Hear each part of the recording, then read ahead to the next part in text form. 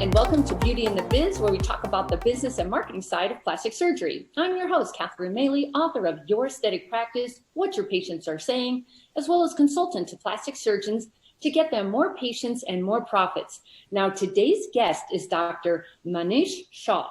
And Dr. Shah is a board-certified plastic surgeon in private practice in Denver, Colorado, tad competitive there, and he's been there for the past 16 years.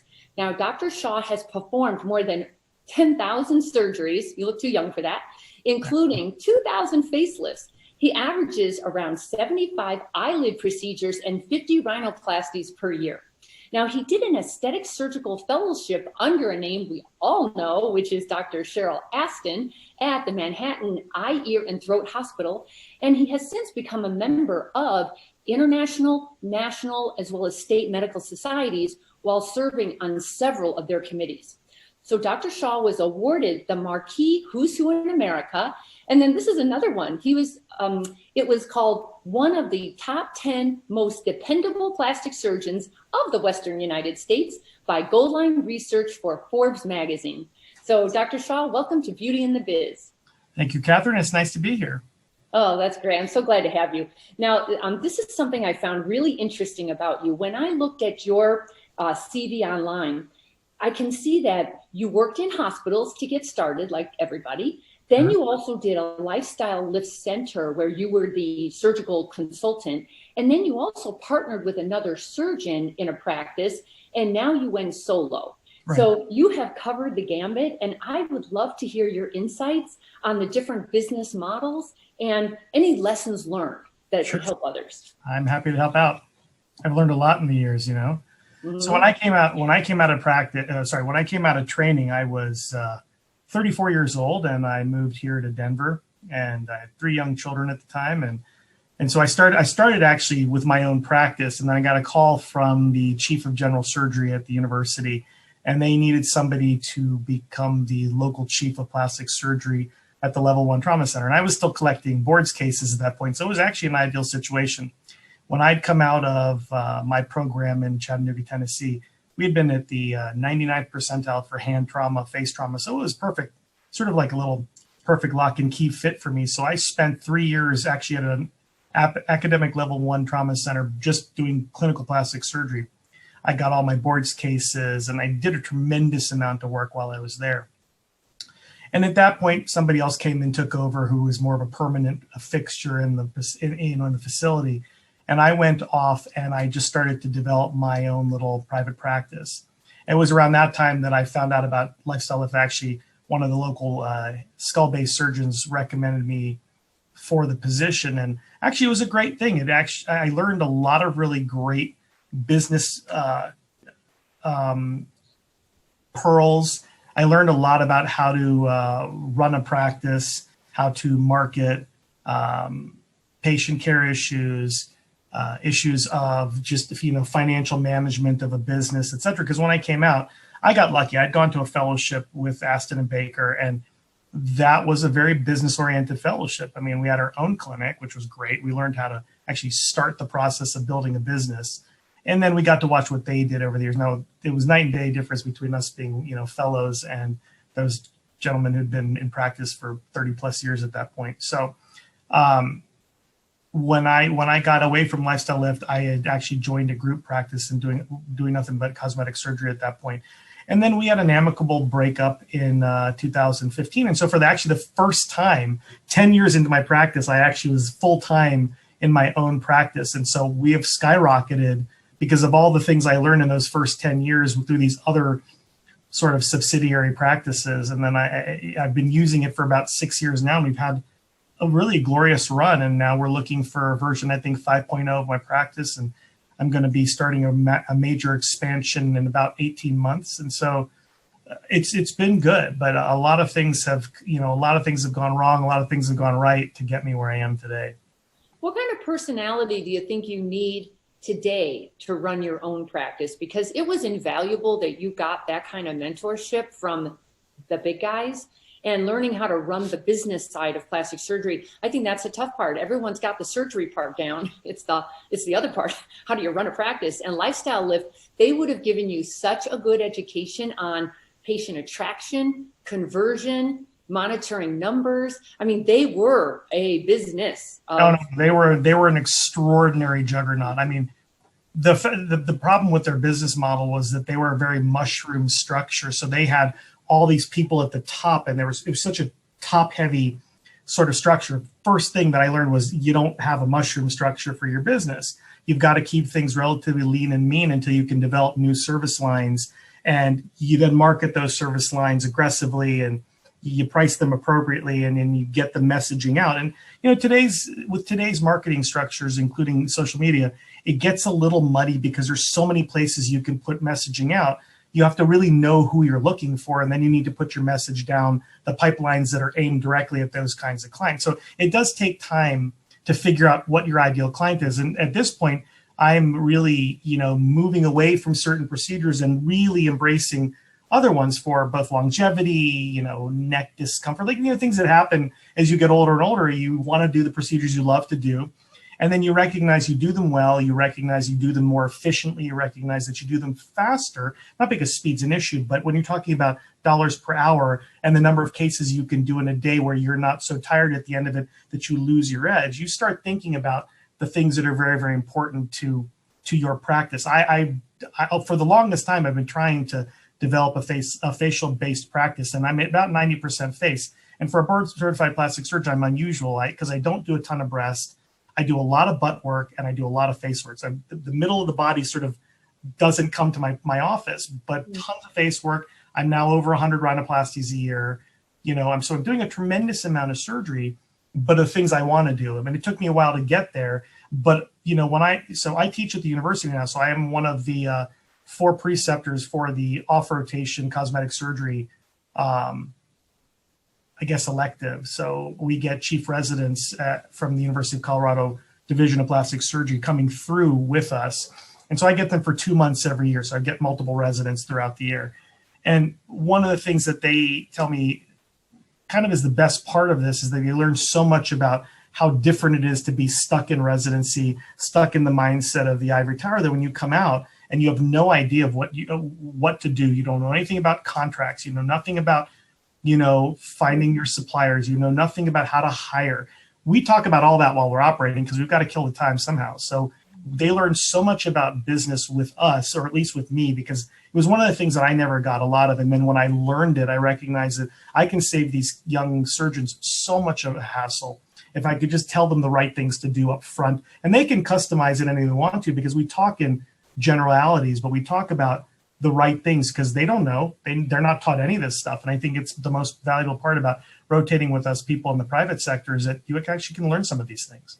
For sure. So today, for somebody to enter the marketplace, what kind of personality or mindset do they need?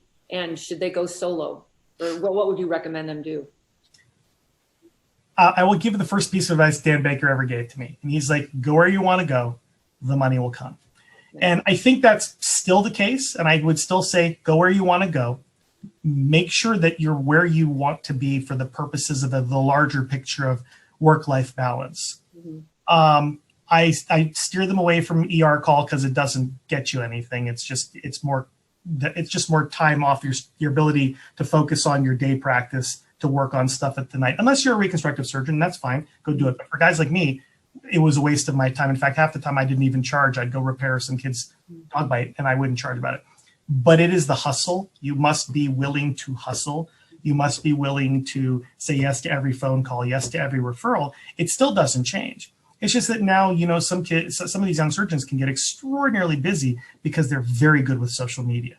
Mm-hmm. Our results are good. So the proof is in the pudding, and they can do a lot of teaching, and they're very, very comfortable in front of the camera. I'm sort of the in-between generation where I'm still not sure I really want to waste my time on social media, but I know you tell me you got to do social media. And so we do it. We have an Instagram channel and I do YouTube but for me, I took Brad Calabrese's, mindset of just pick something you love to do and go all in, just completely all in. You market it, you talk it, you teach it, your social media is about it. And then you can be considered authoritative.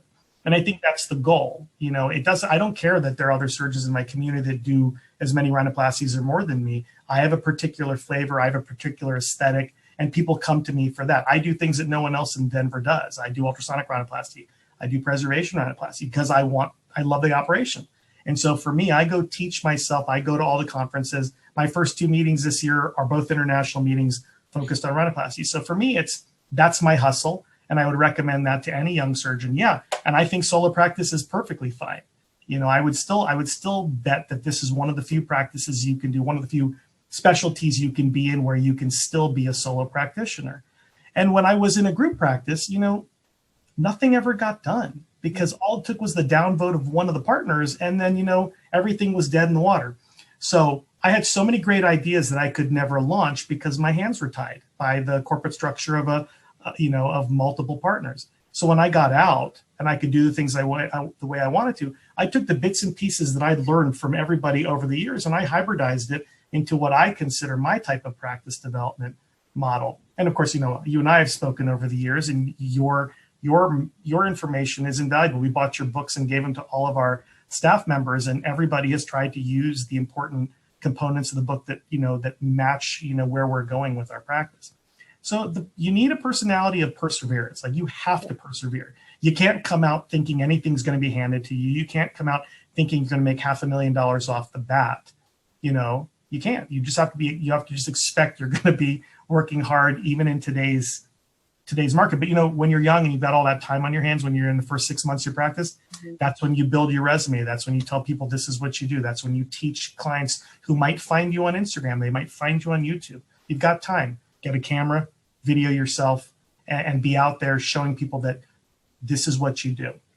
It's such a double-edged sword, though, because when you want to be solo because you want to do it your way. Most surgeons and entrepreneurs like me are what do they call them? Unemployable. We don't work well with others. We want to do our own thing. But the thing about surgeons, anybody, when you do your own thing and you are in your own little world, you're not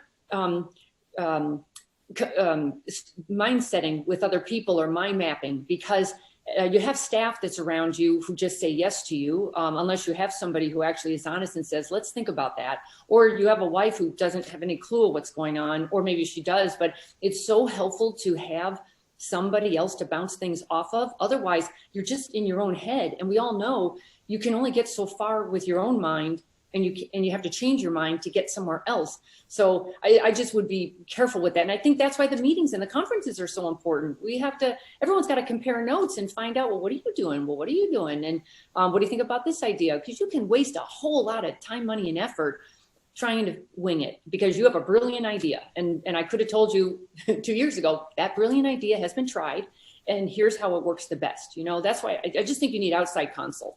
Agreed. And I think that's an amazing point. I think the reality is that even if you are solo, you're not an island unto yourself. One of the biggest lessons I learned actually was that what I thought a patient wanted had nothing to do with reality. It had to do with the fantasy I had in my head about, how I would position myself, how I would brand myself. And it clearly didn't make sense until somebody said, well, why don't you try this? And it made a lot more sense because I can't look at a patient with my eyes. I actually have to look at a patient with their eyes. And those were things that I learned through trial and error, but talking to smart people like yourself really taught me a lot of that. And there's a lot of stuff, there's a lot of stuff that you can get from your partners. There's a lot of stuff you can get from your colleagues. I have an extraordinarily good relationship with my colleagues in town.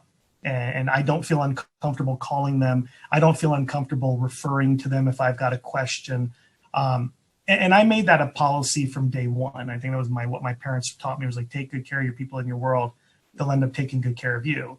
And so we have a really good congenial atmosphere here in Colorado. I'm sure, it's not always that way in other market spaces. We're a very competitive market, but the mindset is the pie is getting bigger.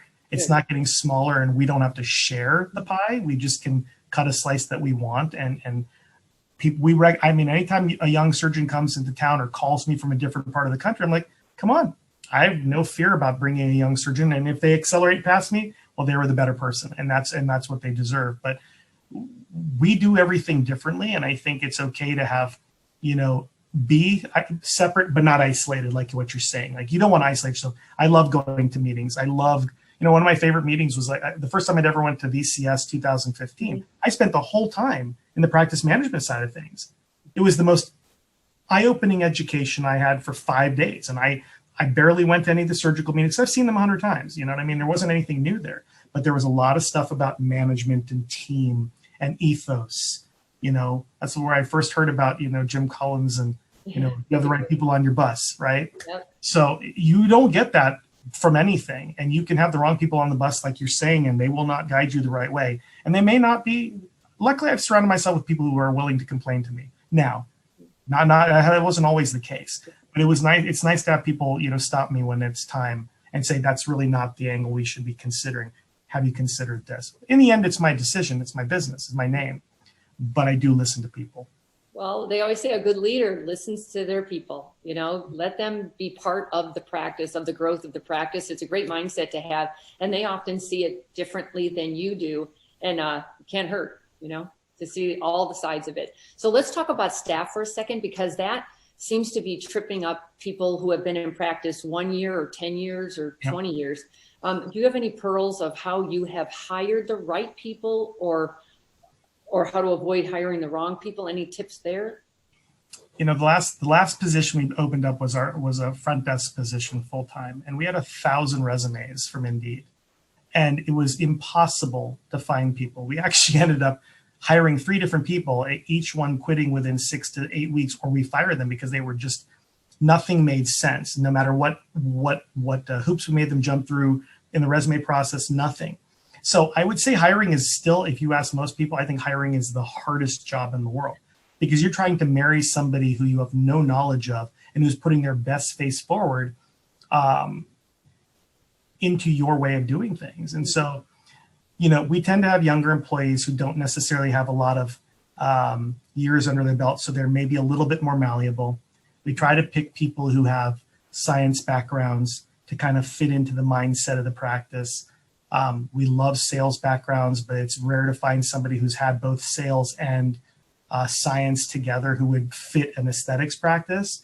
And then, I actually, like I said, I use things like your book when I was trying to look at things like, what do I need in a salesperson? And then we try to get them trained. Like we 2019 and 20 were big years for our staff. We spent a lot of money on up training everybody for everything. Like my office managers getting financial accounting, so she understands when we get the P&Ls from the accountant, she understands it. But the point is like, I really want her to understand it like a professional accountant would understand it. Our sales team gets routine sales training. We've used online resources. My medical people get upskilled, because they're under my license, so I can train them to be laser techs. I can train them to be injection people. And then we expand, when we get the right person. We've run a very small ship for 16 years. And we've had, and I'm sure most of your clients and most of the people you've talked to who are busy surgeons, they had a record 2020, and I don't really know if that's going to be the case for 2021. It's been great so far, but when you're hiring, you have to take a lot of time to hire, and you do not fire anybody until you've got another person in the chamber ready to fire. Ready to bring forward, if what I mean. It's hard. It's hard to find the right staff, and we're lucky now. I have a pretty decent team, but it's taken a long time. And I've kept most of my staff for a long time until I changed practices and had to hire new people. For sure. So what about, do you have your non-surgical side, your med spa side, and your surgical side, and are they as important? The mindset is changing on this. Some surgeons say, I've started a med spa because I want to build that relationship early so they stay with me for surgery. Or they've had surgery, so I want to keep them and build the lifetime value of a patient. Other surgeons say, I'm sick of the med spa stuff. I don't want to compete with them anymore. I just want to do surgery. Do you have a feeling for that for your own practice, or where are you trying to scale? And if so, how are you going to do it? We are scaling, actually. We're stuck in a small space right now, and the lease is up in 2022. And so I'm probably going to triple my space come November of 2022. I'm still deciding whether I want to build an operating room or not. But yes. I'm adding on a young attending. I'm adding on injectors. I'm adding a full-time esthetician. And our goal is to scale because I want multiple service lines working for me because I don't want to do the injections anymore. I'm good at Botox and Dysport. I'm great at filler, but you know what? I can do it one day a week. And my money is in doing consultations. So I'd rather spend time doing 6 consultations each with, a 5-figure value if they move forward and a good sales team than making 10,000 in a day of injectables and Botoxes and whatnot. The numbers are the same. So the time that I spend is the same, but the return on investment for my time is greater. But it's a lot easier for me to hire people and have them going. I actually believe that the surgeons that take the former view of you want them early because it is a lifetime value. There's great data on you get a patient young, whether it's with acne care for a teenager or you take good care of them. You have a chance to be exposed to their parents who are aging and will need things down the line. And then when you do things like surgery doesn't fix everything. People still age. If I do a facelift, I still need them to maintain the face. If they're going to buy a Ferrari, they still have to polish the wheels. And so I don't mind having that. I think it's a great way to do it. I don't want to do it myself. Like in the beginning of my practice, I did the lasers and I did the chemical peels and I did all the microneedling because I loved doing it. But in the end, it was a service that I was adding on. It was when I was younger. And I had the time to do those sorts of things. And for the last 5 years, I've had no time to do any of those things because I've had no time even to get all the consultations that I want done in a week done. So to me, it's best to have multiple service lines and slowly expand them. Somebody's got to make money when you're not in the office. And so when I'm operating, the office can either lay fallow or it can be generating money for me, which then frees me up to have a little bit of quality of life. So if I can put all that cash away. So if I want to take a 3-week vacation or if I get sick, I don't feel weird as like you said, the unemployable, I don't feel weird taking time off for the longest time. And that's the downside of being on your own. You're the only one generating income in the beginning, right? And so if you're sick, it's up to you. You don't get to get sick. I think I've probably I think January was the first time since I graduated high school that I took a day off from work because I was sick with what I thought was maybe pre-COVID before COVID was an issue. January of last year in 2020. So, but now it's like I don't feel uncomfortable. I've got plenty of cash coming in. Everybody's doing a good job. There's room to grow. It's just we don't have the space for it. Mm-hmm. So. If you want my 2 cents, I'm just going to give it to you anyway for free. Fire away. After 21 years of doing this, having your own OR suite on premise is a game changer. Yeah, that's how you scale. You sit still and let people come to you, and it's convenient and private for the patient. They're more comfortable with it. And you don't have a coordinator on the phone constantly scrambling to find time for you and shuffling around with the bag. And does he have all the supplies? Right. I would just say, go for it. Well, we're about 90% in having the OR side of things. Yeah. We're just looking for the right space because that adds another 2,500 square feet to have that space, at least just for one operating room, at least in Denver. For sure. Yeah. Yeah. By the way, are you a big fan of buying lasers? And if so, how do you decide what's the right one? I will just tell you, I watch practices do this constantly. And I don't know if it's just a great salesperson, but let's say they have an aesthetic practice and for whatever reason, they decide to get a hair restoration machine. Yeah. And it's a whole new market. It's they have to learn how to market the thing. It doesn't just happen. It's not like, why wouldn't you stick to the women? They're 85% of the revenue, probably more so in most practices. And that just astounds me. Like, why wouldn't you just buy something normal that women like skin, I don't know, Fraxel machine or something. Right. And I don't mean Fraxel. I just mean a fractionated, something that a lot of people have that problem that you could have the solution to. And right. It's easy to find them because they're already in your practice. Yeah, no, I actually own my laser, but it's a laser that I've loved for 15 years, and I've used it. I've used this device hundreds of times, and it's got great ROI. I got a killer deal on it, brand new from the company, because they knew I've been wanting it for a long time, and they wanted to open the market up a little bit more. So I only buy technology that I have had a long time to watch. And so we've got one non-surgical device for fat loss. We've got IPL. We love the Venus Concept company, so we have a good number of their products. But we are very careful about what we buy and why we buy it. And we take a long time before we purchase. I get approached a nauseating number of times by device companies, and everybody wants me to buy their latest widget, and I can't do it, and I don't want to do it, and I have no space for it, and it hurts my head to think about how I would market it. So I stick with the things I know work really well, just like you were saying, and that I can use on basically the majority of my patients, whether they're 18 and they're no longer having acne, but the scars need laser, or if somebody's, too busy and they want to do some skin tightening. So we've got skin tightening devices, and or they're afraid of surgery. So we'll use our Nd:YAG fat melters, or, whatever it is. We have technologies for a basic grouping of patients that we can run at a profit and pay and let it pay for itself. So that way, if I can't justify the paying for itself part of it, because I don't have a market and the startup is this steep, then I'm probably not going to do it. Okay. Can you just give me one business mistake you made that others can learn from and avoid? The business mistake that I think, I still am not sure the ROI on this. I hired a PR person,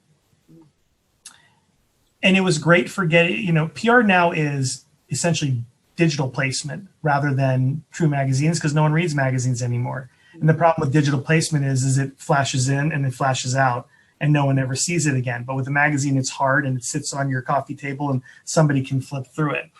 I learned a lot of great things about access and writing and Q&A like this through the PR person, but I wasn't sure I got great ROI on it. It was quite expensive. So I would say be very, very careful before you, trigger the use of a public relations expert, because the market's very, very different. And I think I'm probably seeing more of my colleagues getting far more ROI and far more traction using things like properly performed social media, properly created posts, good content, attractive, before and afters, which don't cost you really much of anything unless you've got a social media expert helping you with a lot of it. But you can do a lot of this stuff yourself and get far more return on investment than anything else. For sure. Yeah, PR has definitely become a do-it-yourself. But it's going to cost you. It's going to cost you money or it's going to cost you time. But the old PR business model, I don't know about that anymore. Does anyone even care even if you got on a morning show? The only thing I would say is do it, especially, and nowadays they'll let you do it. They'll charge you for it, but only if you're allowed to take the B-roll. That's the little recording that they do of your video, and you're allowed to put it on your website or anywhere you want for your marketing purposes. Right.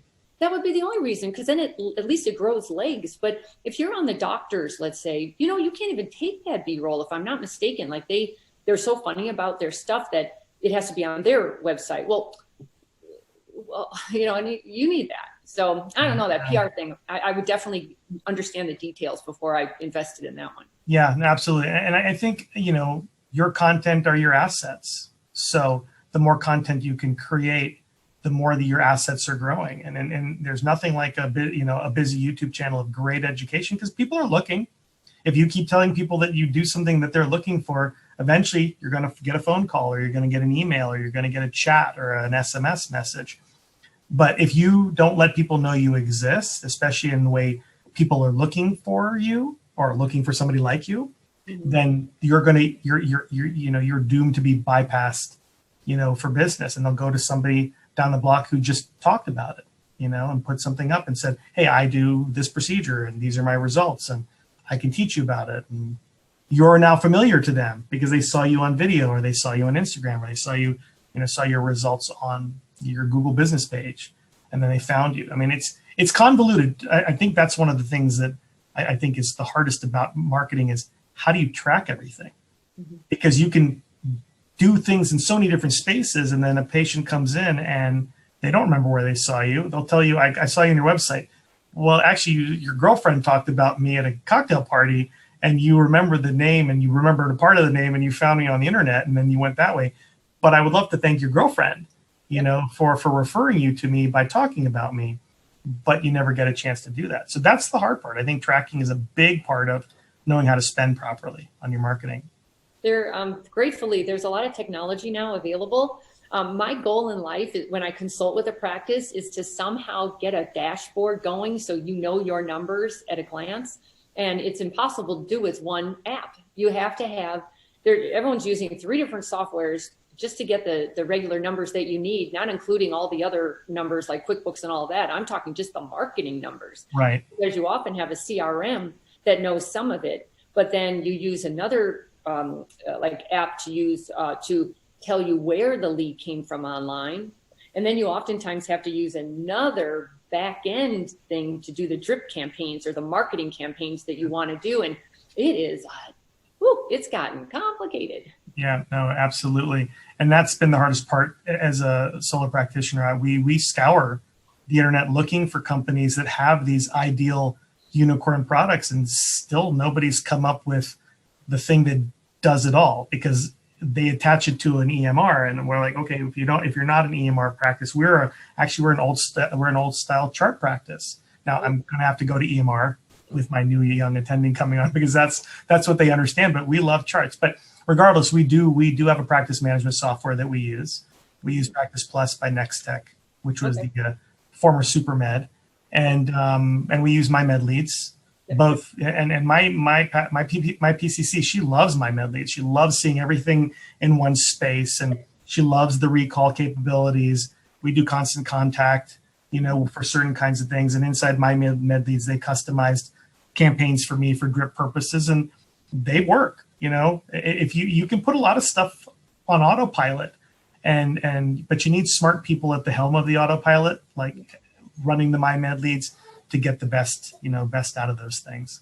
But I agree, it's very hard to find an ideal product. Before they sold MyMedLeads, I used to write their scripting for them. Oh, really? All their drip campaigns, yeah. And then they sold, so good for him. I mean, he was trying to grow it to, he had a nice exit out of that. Yeah, I bet he did. It's good.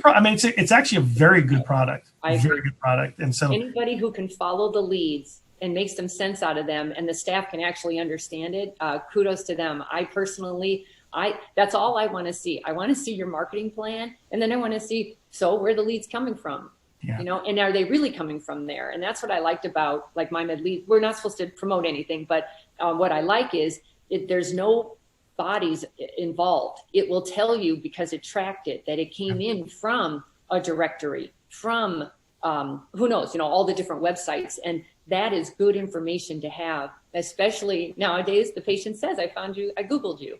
And that's not helpful, because then you find out when they come visit you, well, actually, my girlfriend mentioned you, and then I went to your social media, and then it led me to your website. So it's gotten very convoluted. So all you can do is the best you can do, but you've got to know some of these numbers to figure out where are you supposed to be putting your money for marketing. So do you have a marketing, knowing you of course have a marketing plan, but what I think would be interesting about you is you have a rhinoplasty target market, but you also have a facelift target market. Right. So do you have hopefully very different marketing plans for each of those target markets? I actually have different marketing plans for each one of those markets. And part of my part of this new practice expansion in 2022 is actually splitting up into 2 brands under one roof. Nice. One brand will be just the rhinoplasty practice. Separate assets, much more easily trackable, very hardcore focus on just one procedure, rhinoplasty, and then all the science and data that goes, that a patient could ever want about it. That's like one brand. Then I have anything else left on the face.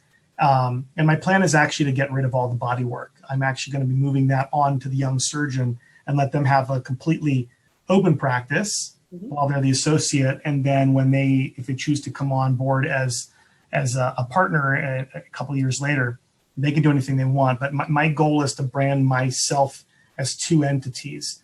One entity is my rhinoplasty practice, which I don't really think I can sell when I retire, so I don't worry about that.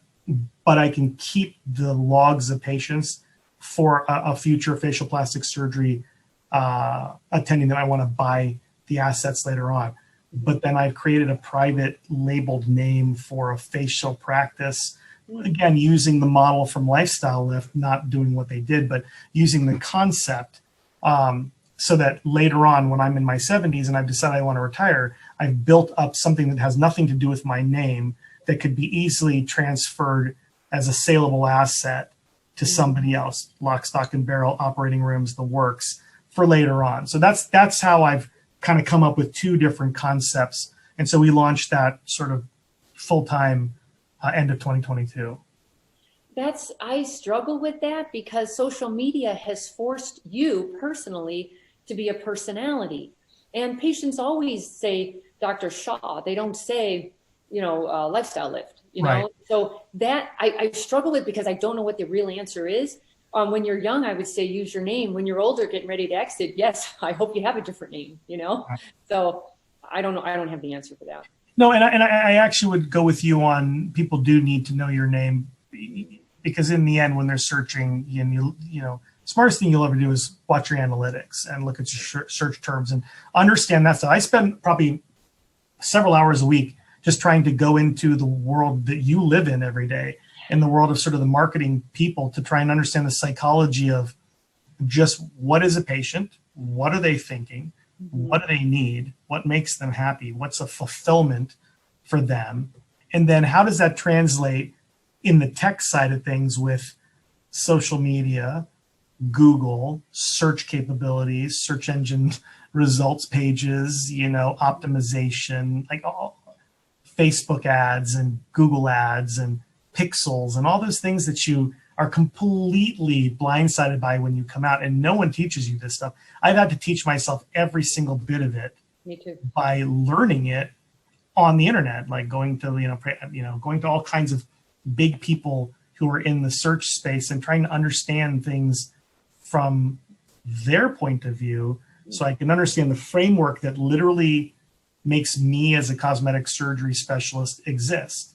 Like if I did the wrong thing, I would be relegated to page 3. And, the statistics show that 82% of contacts occur in the first 3 search results. So if you're 12 and you're on page 2 and you're wondering why your phone's not ringing, it's because literally Google doesn't think you exist. They don't think you're important for that particular procedure. And so I've learned now, how do I make Google the number 1 search engine on the world, followed by YouTube, the number 2 search engine on the world? How do I make them know that I exist? Well, I provide them the authoritativeness. And I think that's a thing one needs to learn, is no matter what you're doing, make sure that the world knows that you're an authoritative person. You've earned it.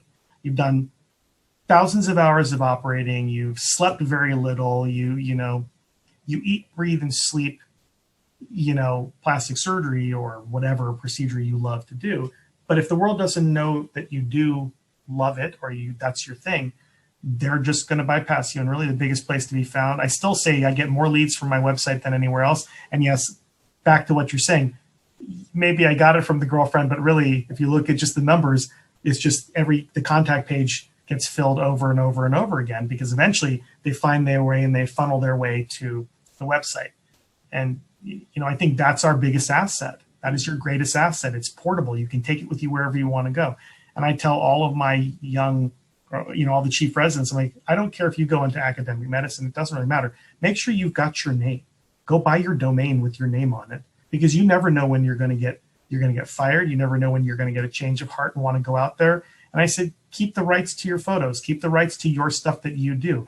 Get the patients to, sign off on before and after consents. Even if you're working in a university practice, you're doing those patients. Keep them to the side. You never know when you want to use those things later on in life. And you need to have everything that has to do with you, because in the end, it's these 2 hands in your name that carry everything else. Just like you were saying, it's not about a lifestyle lift in the end. It's really about the surgeons inside lifestyle lift that did all the work.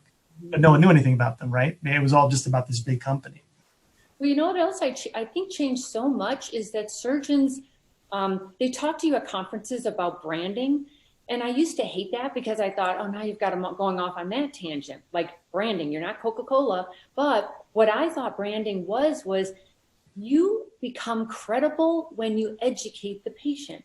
There's no need to promote. First of all, it's not time to promote you directly when somebody doesn't know you.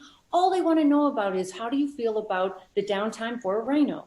And the more, I mean, I based my whole career, not just here, but my whole career in life was on marketing versus selling. So I've always done that with education. And if you surgeons would do the same thing, that's what the patients are looking for when they Google like that, downtime for rhino. They'd love to see a YouTube video with you explaining downtime for rhino. Yeah. You know, Yeah. it can be that simple. And a lot of you, I think, get caught up because you think, but then what would I tell them during the consult? Frankly, they've heard so much at this point. For you to tell them one more time the way you would tell them is completely different than anybody else. I promise it would be a good discussion, you know? I agree 110%. I think the greatest thing you can ever do as a surgeon, especially now, again, going back to social media, it's really hard to know what the truth is. Yes, yes. You know, and I think patients really appreciate sort of a genuine take on what's going on. I don't think a lot of patients actually want to get sold on anything. Right. You know, and it's rare. It's extraordinarily rare in my practice that somebody comes in and says, "Well, what would you recommend, Dr. Shah?" I'm like, "I don't recommend." And actually, if they ask me, I'm like, "I don't recommend." I go, "What's bothering you?" And let's address what's bothering you. Like, what are your top 3 concerns? Let's address those. And I'll tell you what I think, looking at you and talking to you and understanding your life. This is what I'd recommend for you, but I wouldn't recommend that for your next door neighbor.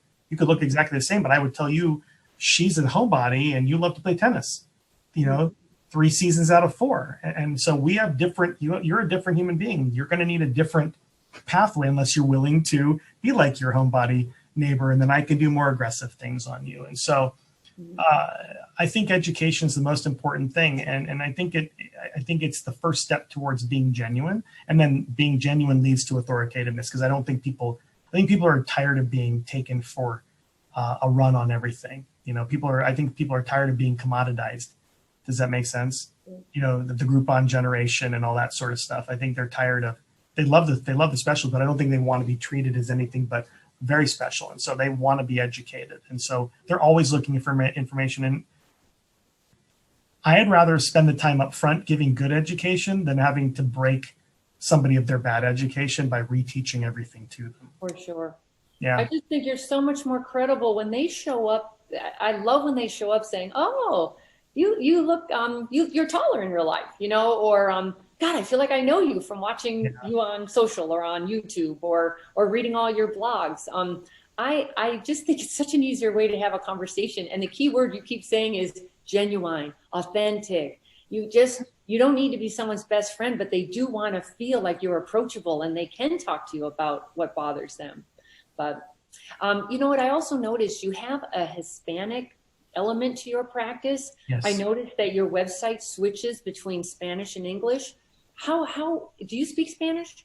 I don't, but my patient coordinator is fluent in Spanish. And because that's getting to be more and more popular. And I get that, but you have to have somebody in there who speaks Spanish. And if that coordinator walks out the door, now you have to find somebody who's good and speaks Spanish. So right. What are the pros and cons of offering, because it's a different culture, different language, you know, what do you think? Is it working well or? Well, you know, interestingly enough, I guess because I'm a person of color, I have a very, very diverse practice, far more than anybody else in this community. Oh. And so for me, my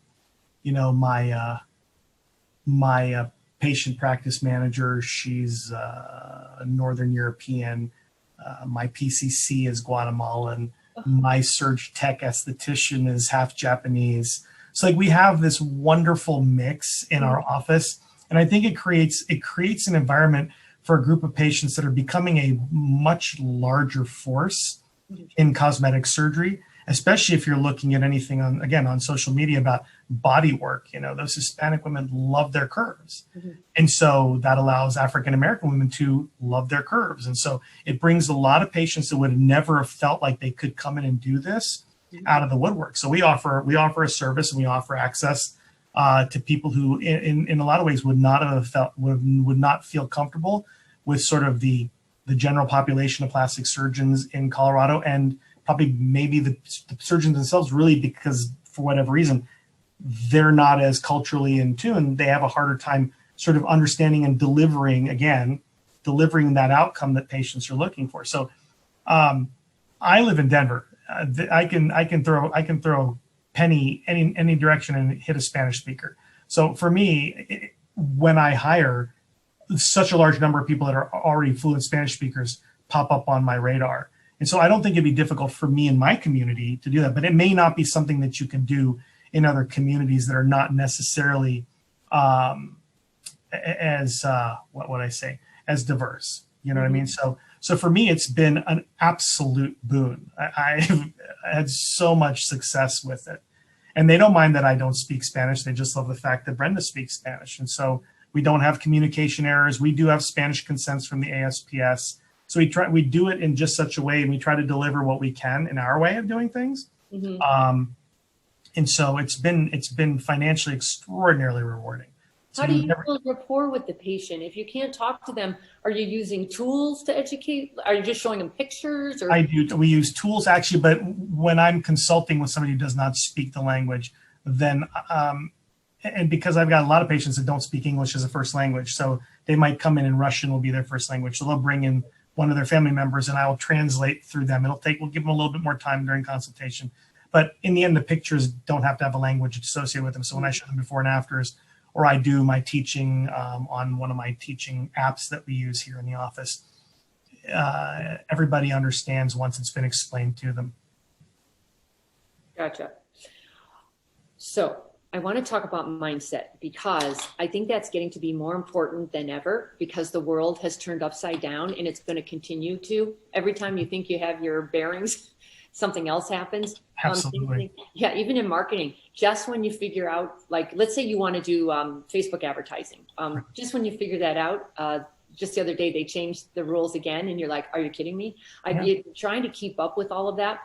If you don't have a growth mindset, I don't know how you're going to win this game, because it will wear you down trying to be, this is how I do it. This is how I've always done it. I'm not going to make a change. And I hear that in some of the surgeons, and it doesn't even matter how old they are. Certain people do not want to change. And I would say the key word in today's world is adaptability and also resilience. How do you handle the ups and downs of life and business and this industry? How have you been doing it? Well, I take a page out of the book from, the business world. They talk about things like being agile. And they talk about being lean. And so, we plan what we do by thinking in agile terms. We think about running a lean business. We talk about, I don't take any money home that I don't need to take home. I'm not sitting there driving a Ferrari. I think the secret is not to get ahead of yourself and, put your money back into your business. Like any good business will, why do stock companies buy back stock, right? They know that in the end they can resell it for a higher profit. And so we put our money back into the company. We're always reinvesting in ourselves, whether it's through training, whether it's through technology, whether it's through expanding market share, whether it's trialing and erroring new marketing concepts that come across my table. But you do have to move. You cannot be stuck, because in the end, as search algorithms change, as you said, Facebook change, that whole Apple privacy thing that made Facebook ads, completely disempowered overnight. Yeah. You end up thinking you're spending all this money, and then you wonder why your returns and your lead numbers fell off the cliff, within 1 month, because it's as simple as, if you find the right tap, you turn it up and the leads come in. But in the end, it doesn't really matter about how many leads come in. If you can't manage the leads in-house, your external marketing is too powerful for your internal services. And so you have to have balances in those things. And the only way you're going to have balances in those things is if you're thinking about what's going on the outside, and then you got to look at what's going on inside your house. I mean, your personal house, your business house, and maybe even your home, and understanding that all those things can affect you. Some days are going to be good days, some days are going to be bad days. But in the end, you made a commitment to yourself to build this business. And so you got to stick with it. But being agile, I agree with you, and being on your toes and thinking. It's a 24-hour-a-day business. I'm always thinking about this business. It doesn't matter where I am or what I'm doing. I'm always thinking about something related to the business. Are there any particular books or courses that you follow or read, or resources that are? I'm not going to say this because we're in a podcast here, but I actually found your book one of the best, simplest, black and white things that a young surgeon could take and implement extraordinarily quickly with a very low cost of, barrier to entry, from a cost standpoint, and really just start thinking about what it is to build a fee-for-service elective business. And that's what I do. I think when you're running an insurance type practice, it's a completely different mindset. But you still, if you want to do all the deep flaps for breast reconstruction, then you better talk about deep flaps. You better do the operation. Your oncologists in town need to know that you're the one that does these cases, and eventually you build up. But it's no different. The concepts are the same, whether you're a cosmetic specialist or whether you're doing reconstructive surgery. In the end, patients need to know, i.e. through education, that you do these things. And the system is, I know it sounds kind of strange. It's kind of derivative. It's, you just do the same certain things, and people will find you, and then you will have a successful business. But in the end, you still have to be a decent human being.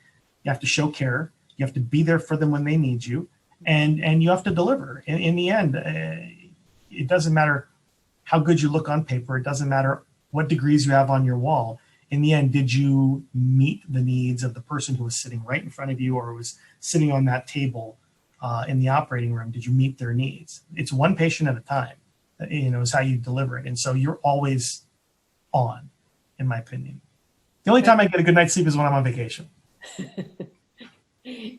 I don't know what a vacation is. Yes. Must be nice.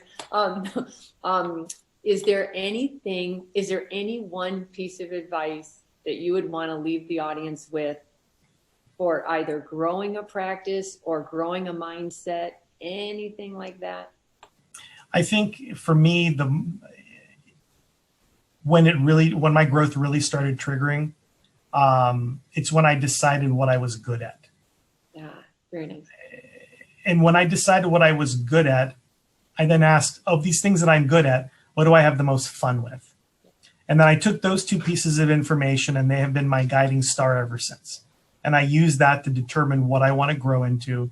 I use that to determine how I want to use my time.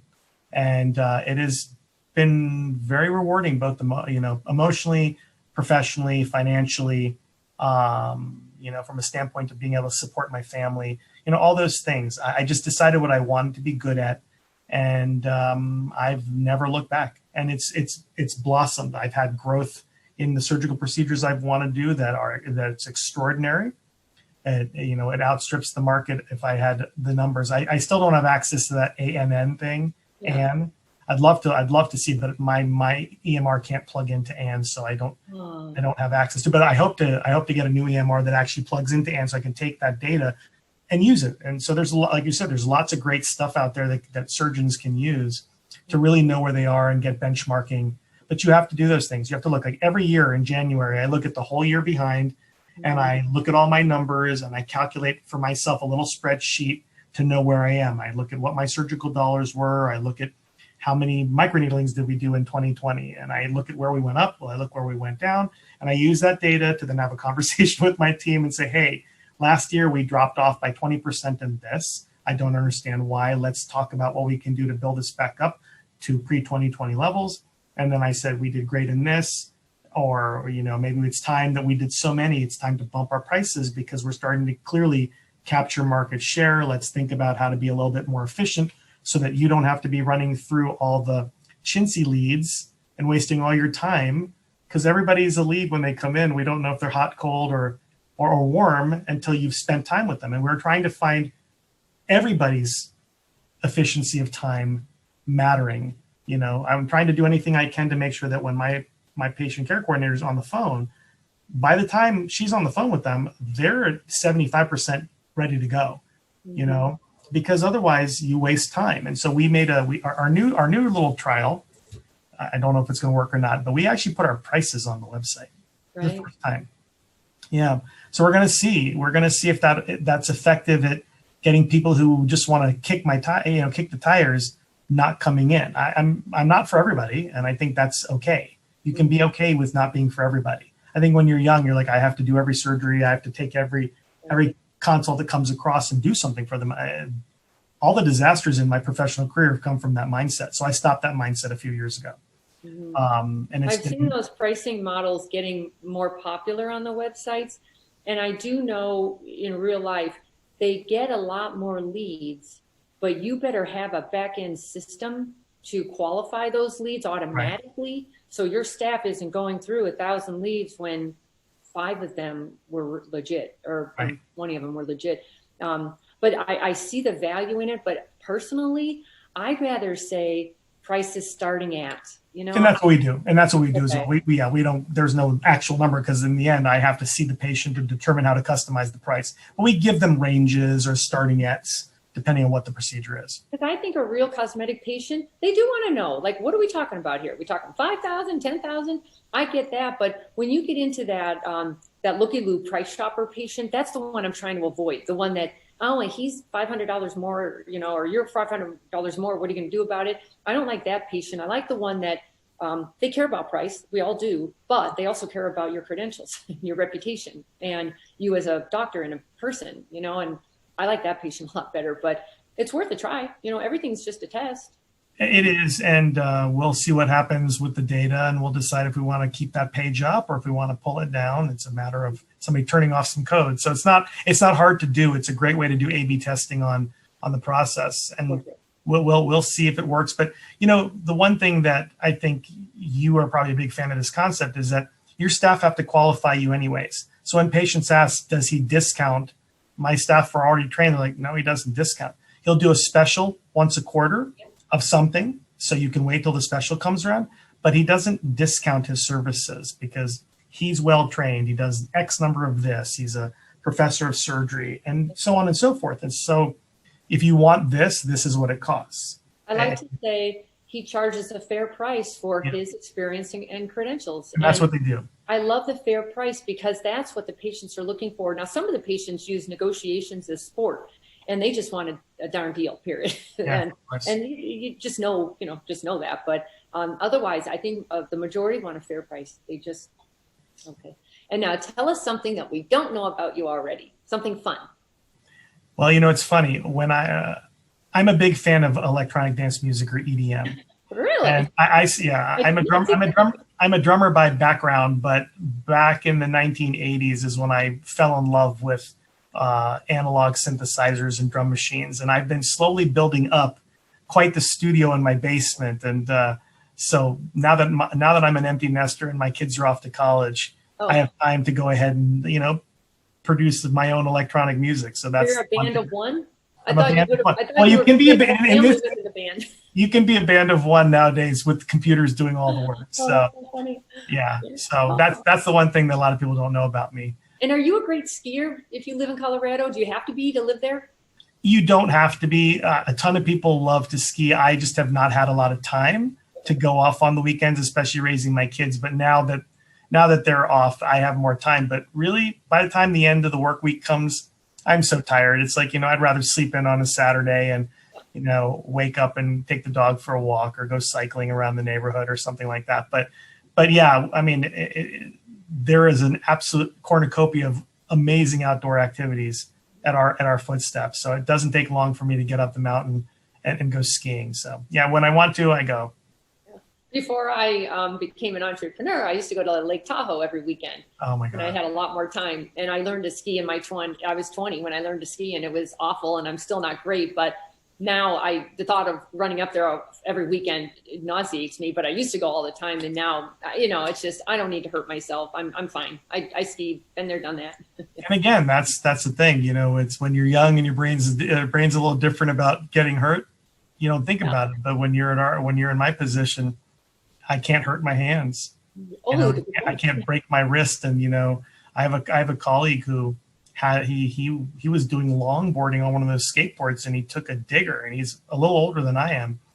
I mean, he had the longest rehab for his shoulder, and he had an extraordinarily busy practice. So, I can't imagine it wasn't financially quite the hit for him and his team, because he's got a large practice. And so I got gastritis just thinking about what if that happened to me? Well, what would I do? I'm like, no, I'm not letting that happen to me. Yeah, well, it sounds like you're setting up other profit centers, so good for you. Yeah. We've got to go, but where can people learn more about you? What's your website URL? So my URL is https //drmanishshah.com, and you can find me on Instagram at the Face Surgeon. where I show before and afters and talk about facial surgery and show pictures of my kids and my synthesizers every now and then. So yeah, that's great. Actually, your site's great. And your Instagram is good too. Dr. Shah, thank you so much for joining us at Beauty and the Biz. I really appreciate your time, and I hope to see you at a meeting someday. Yeah, no, I mean, I'm hoping to go. I'm off to Istanbul in May for a meeting. So I lived in Istanbul for 1 year when I was younger and silly. And it's a long story, but I was there for 1 year, and it was the longest year of my life. And I love America. I'm meant to live in America with choice and women's rights. No, I get it. It's not for everybody. No, but it was beautiful. Parts of it were beautiful, but I would love to go as a tourist and try it again, because that was a long, long time ago, like 30 or 40 years ago. So anyway, I'm sure it's gorgeous now. I'm looking forward to it. All right. Thank you so much. Welcome. And everybody, thanks for joining us. And if you would do so and subscribe to Beauty and the Biz and give us a great review, I'd really appreciate it. And if you've got any feedback or questions for me or Dr. Shah, please leave them at my website at catherinemaley.com, or you can certainly DM me on Instagram at Catherine Maley MBA. Thanks so much, and we'll talk soon.